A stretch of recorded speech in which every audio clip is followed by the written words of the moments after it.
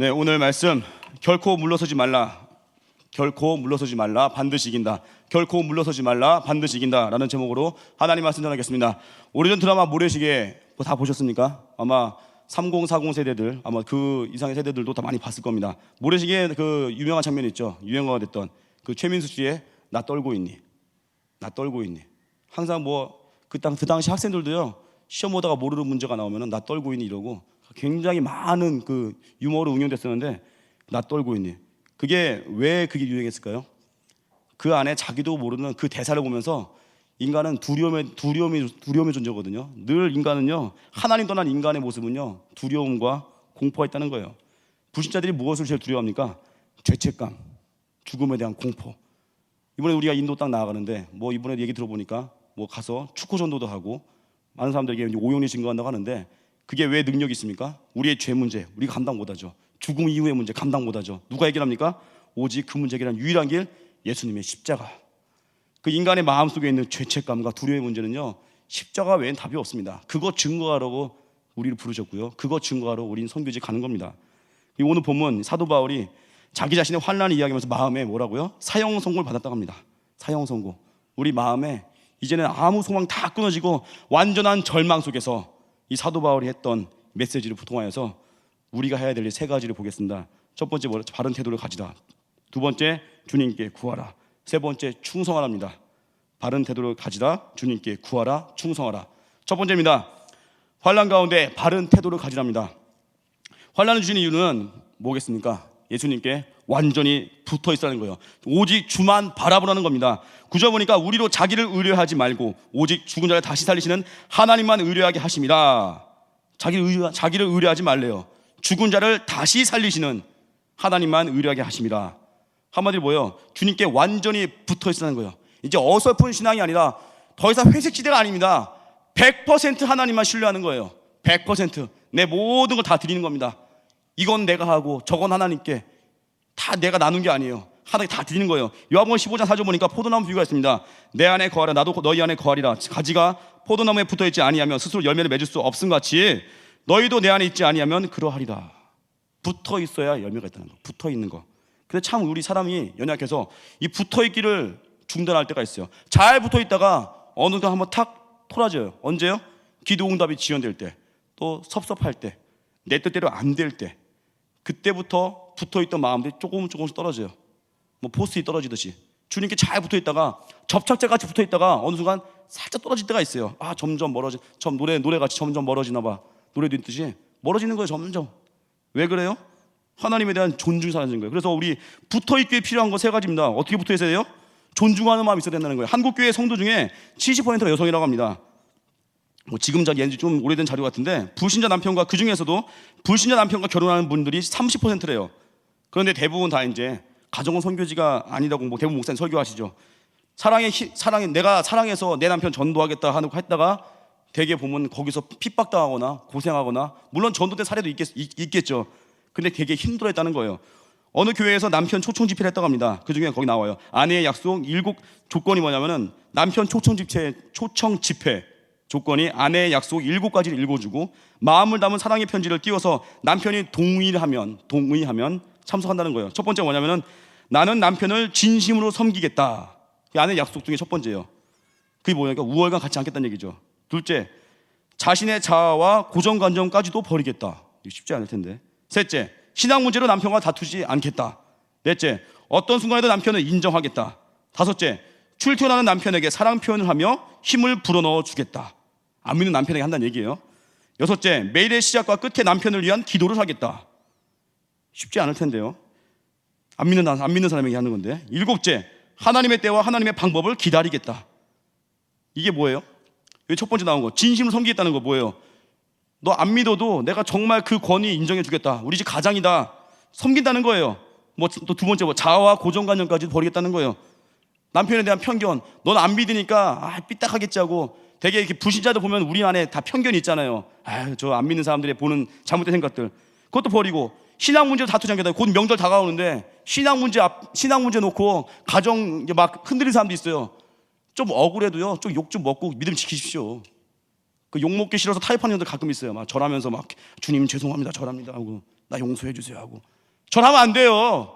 타협할 수 없습니다. 좀 욕먹어도 돼요.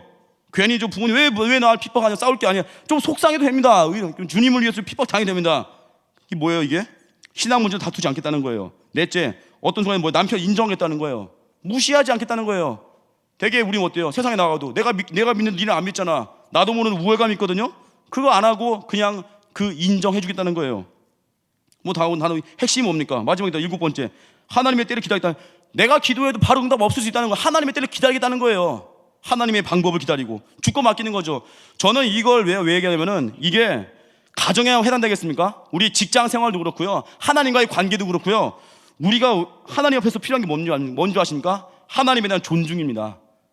조금 내 뜻대로 안 된다고 하나님에 대해 서운한 마음 가지고 어느 순간 발걸음이 느려지고 기도 소리가 작아지고 예배가 소홀해지고 사명을 떠나버리면요, 스스로가 무너지는 거예요. 하나님의 때를 끝까지 기다리는 거예요. 인정해 준 하나님을 높이는 거예요. 이건 뭐 남편에 대한 약속이, 아내의 약속이었지만 이거를 삶의 모든 영역에 적용할 수 있어요.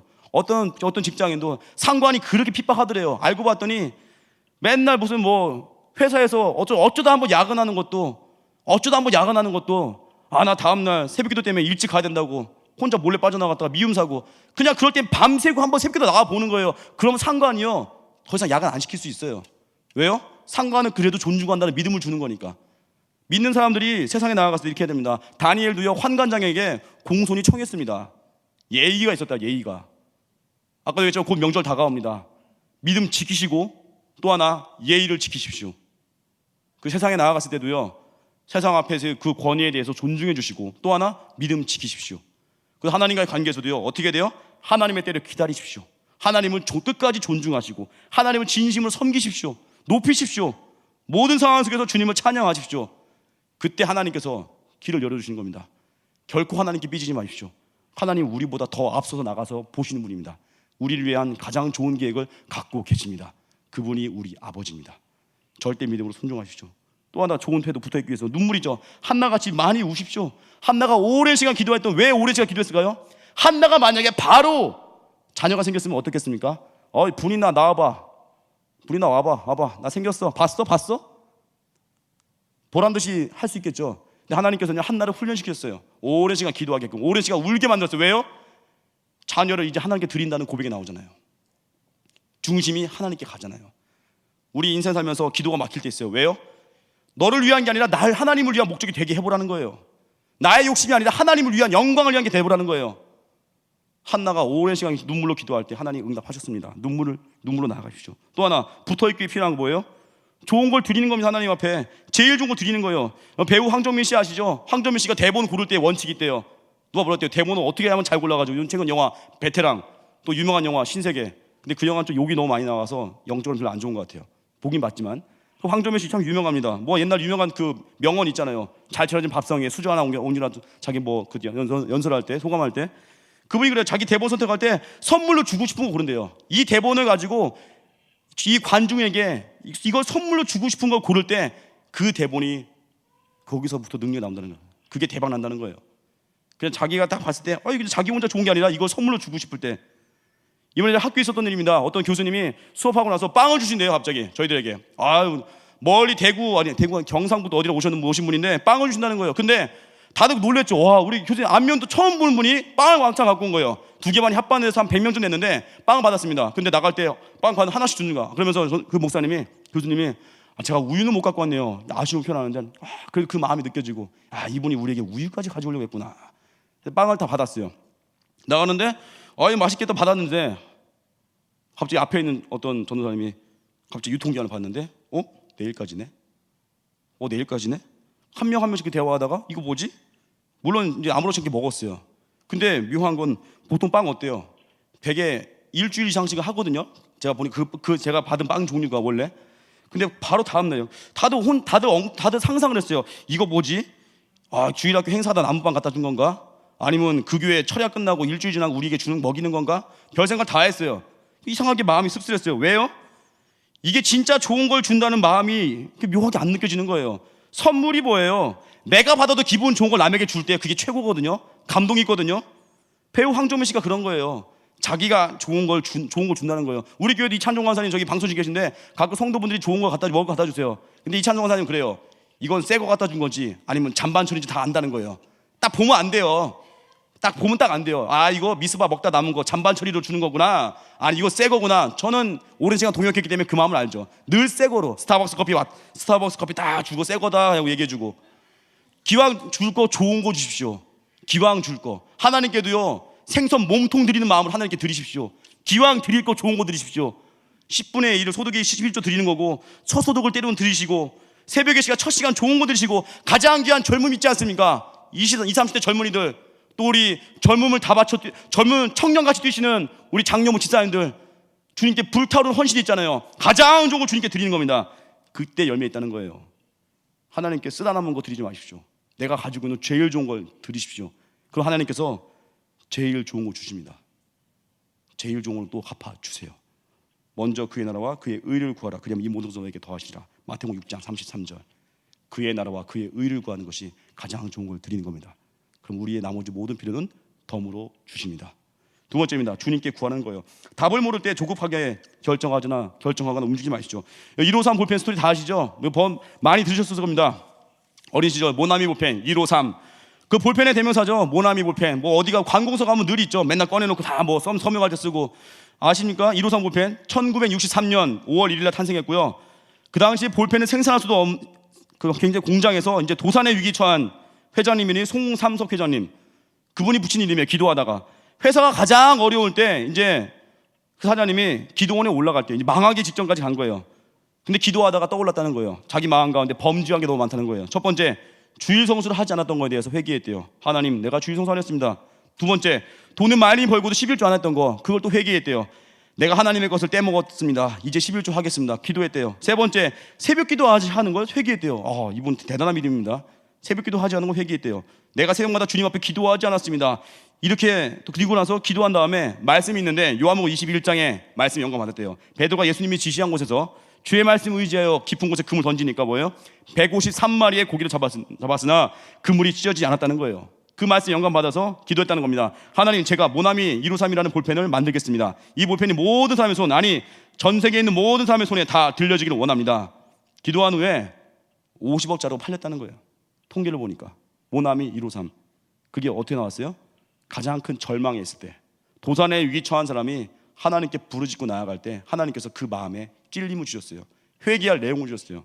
그리고 우리가 왜 오래 기도합니까?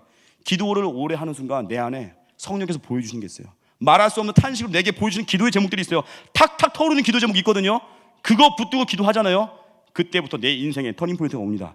절망의 자리가요, 영광의 자리가 되고, 내가 실망했던 그 순간이 이제는 다시금 주와 함께 일어서는 순간이 된다는 거예요. 하나님이 예배를 통하여서, 말씀을 통하여서 보여주십니다. 그 말씀에 순종하십시오. 세 번째, 더욱 충성하는 겁니다. 사형선 받았던 그 마음 상황에서 더욱 충성하는 거예요. 문제가 오니까 더 부르짖으라는 겁니다. 마태복음 20장 29절 34절 보니까 맹인 두 사람이 예수님 소문 듣고 우리를 불쌍히 여기서 기도합니다. 근데 뭐예요? 무리가 꾸짖어 잠잠히 하래요. 야, 좀 가만히 있어 임마. 야, 이 닥쳐 자식아. 그런데 어떻게 했어요? 그 맹인 두 사람이 더욱 소리질러 이르되 주여 우리를 불쌍히 여기소서. 뭐예요? 물러섰습니까? 물러서지 않았어요. 왜요? 주님에 대한 믿음 때문에, 주님에 대한 신뢰 때문에 자존심 하나 다 내세울 거 없이 그냥 간 거예요. 그냥 갔다고요. 낙심하지 않고 그냥 갔다는 겁니다. 마귀가 뭘로 공격해요? 낙심으로 공격해요. 원래 우리는 믿음 때문에 이길 수 있는 존재인데 마귀가 뭘로 공격해요? 낙심으로. 어느 그 세포 검사에서 병원에서 암세포와 정상세포와 검사했을 때입니다. 이 시험관 안에서는요, 암세포하고 정상세포가 겨뤘는데 정상세포가 이긴다는 거예요. 시험관 안에서 봤대요. 시간을 두니까 정상세포가 암세포를 먹어버리대, 이기버리대요. 근데 시험관에 나오는 순간부터 암세포가 이긴다는 거예요. 왜요? 다른 환경으로 인해서 암세포가 오히려 기승을 부리는 거죠. 우리 마음에 낙심이 들어오잖아요. 이미 이기던 거를 못 이기고 있어요. 절망이 들어오잖아요. 잘 하던 순종이 약해져요. 밋밋해져요. 그때 어떻게 해야 돼요? 빌립보서 4장 6절 7절 아무것도 염려하지 말고 오직 모든 일 기도와 간구 너희 구할 것을 감사함을 하나님께 아뢰라. 그리하면 모든 지각에 뛰어난 하나님의 평강이 그리스도 예수 안에서 너희 마음과 생각을 지키시리라. 기도하잖아요. 마음에 담력이 생겨요. 용기가 생겨요. 배짱이 생겨요. 죽일 테면 죽여봐 하는 내 안에 타협하지 않는 의지가 생깁니다. 그리고 어떻게 돼요? 기도하면요, 마태복음 5장 41절 억지로 오리를 가게 하기는 그 사람과 심리를 동행하고 더 갈 수 있어요. 기도하잖아요. 절망 가운데 이상하게 절망의 상황인데 더 충성할 수 있어요. 인간관계에서도 보면요, 사람들 요구할 때 있어요. 어떤 필요를 요청할 때 대개 다 요청 못해요. 상대 배려하려고. 어떤 남녀 커플 아니 어떤 부부 이야기입니다. 뭐 많이 알려진 얘기, 그 부부 스토리 가운데 나오는 이야기인데 그 생략된 말, 자기 나 사랑해, 그 말 뜻에 숨겨진 뜻이 뭐겠습니까? 그거 나오더라고요. 자기 나 사랑해, 그 얘기, 그 다음 얘기는 뭐냐면은 나 사고 싶은 게 생겼어, 그 얘기래요. 두 번째, 자기 나 얼만큼 사랑해, 그 얘기 뭐냐면은 나 오늘 일 저질렀는데, 그 얘기래요. 세 번째, 여보 쓰레기 봉지가 꽉 찼는데요, 그 얘기 뭐예요? 갖다 좀 버려, 그 얘기래요. 네 번째, 마음대로 하세요, 이게 뭐예요? 하기만 해봐, 그 얘기고요. 여보 부엌이 좀 불편해요, 부엌이 불편해요, 이 얘기는 뭐예요? 우리 이사 언제 가요? 그 얘기래요. 이게 뭐예요? 그 마음속에 다 생략된 얘기는 다 말 못한다는 거예요. 근데 사랑이 임하잖아요. 그럼 그 다음에 생략된 말까지 내가 예측을 하고 달릴 수가 있어요. 여러분 예수님 뜨겁게 사랑하잖아요. 그 예수님이 원하는 것보다 더 갈 수 있어요. 오리를 가라 했는데 심리까지 가고 있어요. 그냥 예수님께서 야 너 피곤할 텐데 어떻게 니가 새벽기도 나와. 아니에요 주님 그래도 가겠습니다 하고 나와요. 야 너 어떻게 금요일날 네가 철야 올 수 있니? 근데 주님 사랑하잖아요. 피곤해도 철야 1, 2부 그냥 끝까지 질주하는 거예요. 오리를 요구해도 심리까지 가는 거예요. 그 마음에 생략된 부분까지도 그냥 가는 겁니다. 예전에 발음이 잘 안 되네. 브리튼스 가 탤런트, 거기에 폴 포츠가 한때 유명했죠. 또 한국에 누가 있어요? 거기에 버금가는 코리아 가 탤런트의 최성목 씨 아십니까? 예전에 아마 동영상 많이 보셨죠. 그 최성목 씨 스토리입니다. 코리아 가 탤런트에서 넬라 판타지안가 불렀는데 굉장히 전 세계 사람들을 울렸어요. 망동구 출신이래요. 5살 때부터 고아원에서 구탈당하고 10년간 껌파리 또 바카스 판매하고 또 한 번은 클럽 앞에서 자기가 노숙자 생활했는데 앞에서 잠을 자다가 한 클럽에 불이 났대요. 근데 자기가 잔 자리가 아니라 뒤에서 불이 났는데 클럽 그 어깨분들이 자기를 데려다가 너 네가 불 질렀지 하고 산에다 묻어버리려고 하는데 그때 기도했대요. 이거 죽는 거 아닌가 기도했는데 역시 하나님 도우셨나 봐요. 무덤에 묻었는데 마치 흙을 좀 덜 처리해가지고 삭삭삭 해서 나왔다는 거예요. 무슨 요셉인가요? 흙을 덜 처리해서 어깨에 그 힘쓰시는 분들이 힘도 세실 텐데 그 흙을 마치 끝 처리를 안 해가지고 삭삭삭 나와서 다시 또 움직여 살아났다는 거예요. 근데 그 최성모 씨가 이렇게 유명한 성악가가 된 계기가 있어요. 한 번은 그 클럽에서 댄스풍의 음악이 막 나오는데 근데 갑자기 어떤 한 사람이 우아하게 갑자기 우아한 노래를 잔잔하게 부르더래요. 정말 멋지게. 그때 놀랐다는 거예요. 그 껌파리 하던 그 최성모 씨가 이건 뭐지? 다들 막 댄스풍에 열렬한 음악 나오는데 한 명이 진지하게 부르더래요. 그걸 보면서 이건 뭐지 하면서 충격을 먹고 나도 이거 한번 해봐야지. 그때 꿈을 꿨대요. 구별된 한 명의 행동이 그 껌파리 최성모 씨에게 꿈을 줘가지고 나중에 검정고시 봐서 초등학교 중학교 졸업하고 나중에 고등학교 학교 들어가가지고 배웠는데 노래에 감동했잖아요. 심사위원 하던 송윤아 씨가 심사평이 그랬어요. 울면서 그냥 최성봉 씨 한번 안아주고 싶다고. 그게 심사평이었어요. 최성봉 씨 껌파리 성악가 한번 보십시오. 왜 그런 꿈을 꿨습니까? 한 사람의 구별된 행동이 다 뭐 댄스 한다고 할 때 한 명이 정말 멋지게 우아하게 부르니까 거기 매료된 거예요. 우리도 어떻게 살아야 됩니까? 세상 사람들이 안 된다 할 때 우린 된다 하고 가는 겁니다. 믿음 붙고 가는 거예요. 그러면요 우리 통해서 사람들이 꿈을 꾸기 시작해요. 우리가 뭐가 됩니까? 우리 한 명 한 명이 희망의 증거가 되는 거예요. 다 절망할 때 기도하고 있고요. 어떤 분도 그래요. 직장에서 자기가 다들 바쁜 직장인데 자기가 하나님 앞에 예배드리고 주일 성수하고 또 하나님 앞에 기도하면서 사니까 자기 얼굴에 기쁨이 있고 여유가 있으니까 자기 주변 사람들이 자기 얼굴에 여유를 보고 교회 나오고 싶다 하는 거예요. 구별된 한 명의 행동을 통해서. 남들 다 인간관계 가운데 시기 질투할 때 한 명이 희생하고 한 명이 사랑하잖아요. 한 명이 용서하잖아요. 그 사람이 그 공간에 그 모임에서 꿈을 주는 사람이 되는 겁니다. 세상의 길 가지 마시고 믿음의 길 걸어가십시오. 베드로전서 5장 3장 15절 너희 마음에 그리스도를 주 삼아 거룩하게 하고 너희 속에 있는 소망에 관한 이유를 묻는 자에게는 대답할 것을 항상 준비하되 온유와 두려움으로 하고. 우린 모두 희망의 증거가 될 것입니다. 세상의 흐름에 말려드는 게 아니라 오직 주님과 함께 믿음 붙들고 승리하는 하나님의 백성 되기를 주님으로 축원합니다. 결론입니다. 끝까지 신뢰하시고 하나님 앞에 많이 우십시오. 한나같이 기도하십시오. 제일 좋은 걸 드리십시오. 내게 있는 가장 좋은 걸 드리는 믿음 되십시오. 두 번째, 절망의 때가 있을 때 조급한 마음 갖지 마시고 하나님께 기도하시면요, 하나님께 주시는 음성이 있습니다. 그 음성에 순종하십시오. 세 번째, 어렵기 때문에 더 충성하십시오. 더 주변이 잠잠할 때 맹인 두 사람이 주여 우리를 불쌍히 여기서 구했던 것처럼 구하십시오. 더 많이 헌신할 때 하나님께서 우리의 길을 여실 겁니다. 위기들 가운데 승리하기를 주님의 이름으로 축원합니다. 다 같이 찬양하고 기도하겠습니다. 주만 바라볼지라 찬양하겠습니다.